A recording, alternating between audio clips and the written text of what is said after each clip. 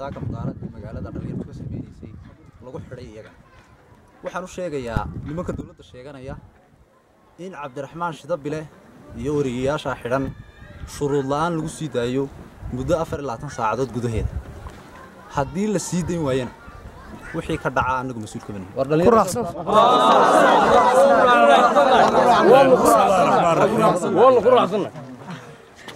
بسم الله الرحمن الرحيم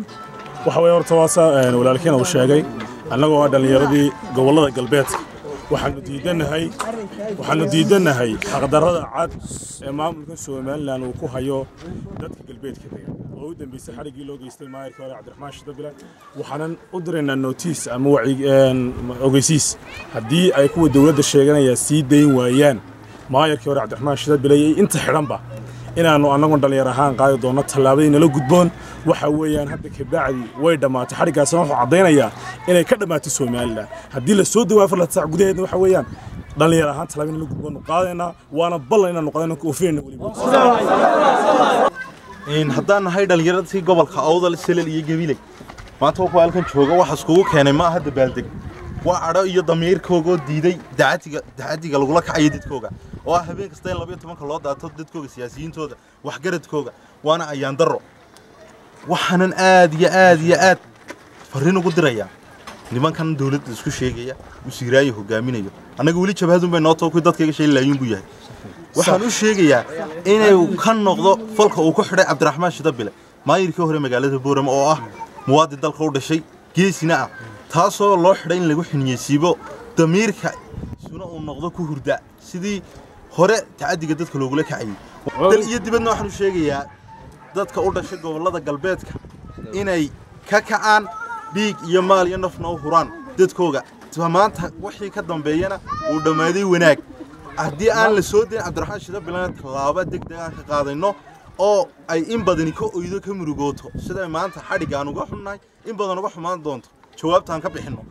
عندنا أن ندبي استاجن ودي جيجي نفتح أنا أقول شخصيا أنا هو رأيي أنت يوم شوكتها صحوي عند ما أنت قبنا سنة إني تشرين دهوين دنير أضي سلطان ما أنت أنو كسمة ناينا نودي منه حنان كتعسيين يا هذا اللي دقف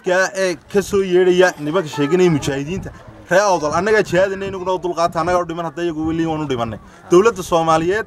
هي دولة إثيوبيا نحن شيء إن إلقارك وهيان صعب waxaan ku darayaa waxa la sheegayaa oo nagu maqaala in wax diiwaan gelin lagu sheegayo lagu soo wada gobol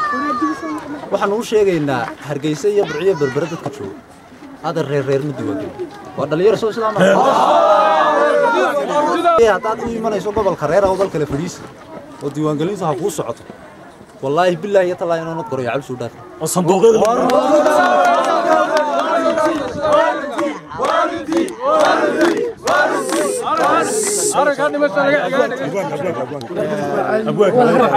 waxaan u sheegayaa xukuumadda Soomaaliland inay xildhibaankayaga maayarkayaga ismaaciilka ay hadda soo dayso haddii ay soo dayn weydo wixii ka dhaca muddo 24 saac gudahooda haddii ku soo dayn weydo war anigu waxaan u sheegayaa xukuumadda Soomaaliland haddaad gowska kaligaa geesna aad u dhaafin garabkaagana dayn guul waaymeynaa waan guuri doonaa geeyigaagu gaarka annakaygu igu filan ged maxaad kale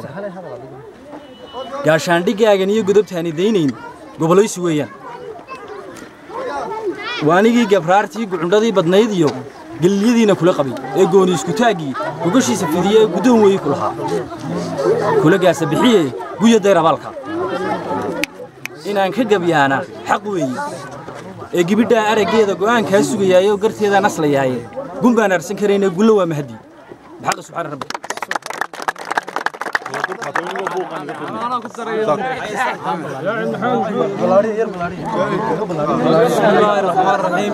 هذا البلد أنا بشر وحنو شيء يعطى كان مجاهدين إياه هذا الله أصلق هذا الله بحية مجاهدين تدوان الدين إلى وجهادي ما مجاهد لكن خوف مسلمين ولا وجهادي ده مجاهد مركز الله ضاي قدام أنا نوي لو بلاين أما دل أن نوجس أو ياشي أو ياشي لوجستي ويان حسوسين سامر كان مجاهد لا taasi annagana ereygaasi u naafacaya sababtoo illa waan iloobi lahayn dadkii waalidkaygii dilay ayayna xasuusinaysaa marka mujaahid hebel leeyahay taasina waa tu aan ku dhimanayno wiligeena ma iloobin waxaana naga wallaahi oo billaahi xaq baa lagu dhaartaay inta ama waan dhamaanaynaa ama waxaan argeysa dabadeeda ayaan ku dhimanaynaa horta waan iska fadhinay wax warbixin oo sheegeen ma jirin wax waaranay siteen ma jirin si sharci darra oo aad moodaysa inay alqaacida meesha ku jirto afar qabaal bay haayeen askarta tiradooda ma garan karayna intay dhanaayeen daaqad ha jiidaan gidaarka ha ku dhuftaan ha ka soo boodaan nacam si arxan darra ayay caruurtii iyo isagii ay qaadeen ay u wada dul mareen dhamaantood ilaa imika saacadaasi kowdii taagan tahay uu haystaa qorigii iyo hanjabaadii meelaha adu 10 barkii bay ahayd wax alliya waxaan ognahay ma jirin wax lagu haystira ma jirto haddii ay cadayn haysato dawladdu iyada cadaysan doonto oo sheegan doonto banaanka ugu soo galeen nin dhan oo taliye ku xigeen iska dhigaya oo raran baa la yidhi ayaa si arxan darra u soo galo xataa caruurta lagu joogsanayo guriga sida wararku lagu soo gaarayaan ama aanu ka war hayno ama aanu xaqiijinay aan dul tagnay waxa xabsiga habeenkii xalay loo taxaabay duqii hore degmada Boorama Cabdiraxmaan Shabile oo runtii ahaa nin xasaanad kala kula degmada Boorama mas'uul qaran ka ahaa waa dhici kartaa qofku la tuhmi karaa muwaadinka waa laga shaki karaa laakiin haddii laga shakiyo muwaadinka la tuhmo waa in waaran loo keenaa waa in xilli fiican loo yimaadaayo dharaar loo yimaado laakiin in habeen argagax la geliyo dad hurda oo xaasa oo caruurtii lagu tunto oo la jirdilo aad iyo aad baan uga xunnahay hadaan nahay mas'uuliyiinta xisaabta ee gobolada galbeedka Soomaaliland Cabdiraxmaan xalay 10kii habeenimo ay askari tuu daadatay gurigiisa iyagoo jajabiyay argagaxna geliyay xamastii iyo xaaskii meesha hurday waxaan moodaa inay dawladnimada ka baxsan tahay nidaamka u dhaqmeen ciidan saaka waxa ka dhacay mudaharaad magaalada Boorama ay dadku dareenku ay ku muujinayeen shacbiga askartu waxay u adeegsadeen xabad nool bay la dhaceen rasaas bay la dhaceen shacab dareenku ku muujinaya taana waanu cambaaraynaa si adag baanu cambaaraynaa ciidanku runtii waxay mudan yihiin inay shacbiga ay u adeegayaan haddii ay amniga waxyeelayaan shacabku in dariiq loo marin lahayo qof markuu mudaharaadayo sunta dadka ka ilmaysiisa tuubooyinka biyaha laakiin rasaas nool ee shacabka loo adeegsado luqad adag baan ku cambaaraynaa waxay aan ka warqabtaan saxaafadda wariyaasha shaqadoodii gudanayay ee iyagana xabsiga loo taxaabay alaabtii ay ku hawlgalayeen la jajabiyay waa si adag baan u cambaaraynaa xukuumadda madaxweyne Siiraayo inta talada dalka qabatay waxaad moodaa qabadeeda ugu waaweyn inay ka mid tahay caburinta shacabka iyo saxaafadda waxaad meelaha ka aragtaan mar walba wasiirka maaliyadda oo 100% intaasaan kordhinay maaliyadda miisaaniyadda qaranka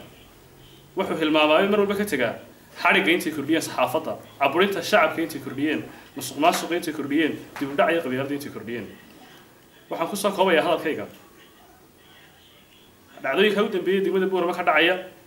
ciidanka tirada badan ee tirabeelka ay lagu soo daabulaya degmada Boorama 24 saacadood u dambeeyay meel walba ka imanaya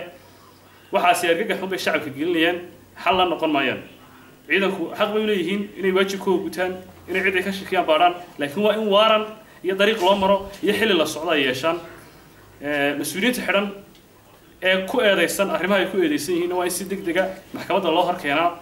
si dhaqsaana xorriyadooda loogu soo celiyaa shacabka la argagax gelinaya salaanada guryaha la daba dhiganaya lagu daadanayana waa dhaqan ugub ku ah qaranka Soomaaliland waana wax meel ka dhac ku ah habsami socodka dimuqraadiyadda iyo nabadgelyada Soomaaliland waxayna keeni kartaa isku dhac iyo fawdo iyo inuu qofka sharciga gacantiisa ku qaato waxaan ku soo afmeeray hadalkayga madaxweyne Siiraayo kursiga u sarreeya dalka maanta oo fadhiyo sharci buu ku fadhiyaa sharciga haddii isagu dhowri waayo madaxweyne noqon maayo qof buu noqon doonaa waxa sharciga madaxweyne ka dhigay sharciga xasaanad iyo sharaf ku yeelay sharciga hadad gacantaada ku qaadato dadka shacbiguna sharciga nin walba isaga fushan doona taasina waxay keeni doontaa fad iyo fad qalalo iyo qalalaasad dalka ka dhaca oo aan loo baahnayn waxaan ku weeninayaa xukuumadda talada haysa cadaystay caburinta in si degdeg ah oo bilaa shuruuda sharciga loogu soo celiyo saxafiyiinta hawlgaliyay ee xidhan iyo mas'uulka degmada Boorama Cabdiraxmaan Shide oo si degdeg loo soo daayo iyo inay xukuumadda apologize ka bixiso shacabkii iyo xamastii ku tumatay xalay ee gudoomiyaha degmada reerkiisa ahayd oo ay apologize ka bixiso magdhowna siiso dadkii caynka ahaa waana inay ka waantooda xukuumadda Cabdiraxmaan Shide bile iyo goorta xun ee la galay guriga ay caruurta iyo maatidu hurday laguna argagax geliyay arrimahaas waxaanu si aad uga cambaaraynaa wasiirka arrimaha gudaha jamhuuriyadda Soomaaliland oo ay nabadgelyadu hoos tagto Boorama uma baahna nabadgelyadeeda oo la khalkhal geliyo haddii taas qofku haddii uu dambi galo waxa weeyaan nidaam sharci oo loo maro ayaa jira waaran maxkamadeed ayaa lagu soo qaban karaa laakiin waxaad moodaa gobolka awdal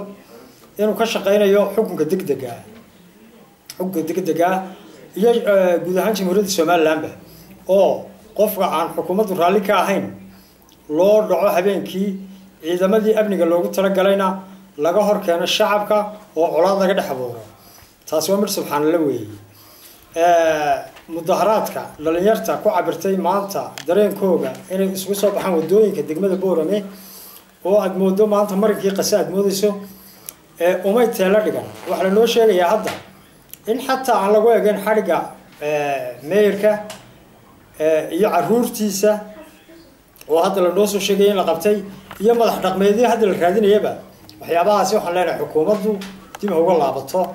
talabaad waxaan aada iyo aad maaragtay aan u cambaareynayna qaabka aan maaragtay tababarka lahayn ee booliiska ama maaragtay ciidamada militariga ee loogu talagalay inay cadowga dibadda kaga yimaado dalka ka difaacaan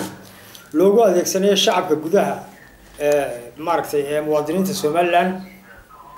taa badiilkeega wasiirka arrimaha gudaha halkan fariin baan uga diraynaa TV-ga qaranka soomaaliya xalay wuxuu waday madaxweyne ku-xigeenkii khaatumo oo si nabada uga soo degay maaragtay maxay ahayd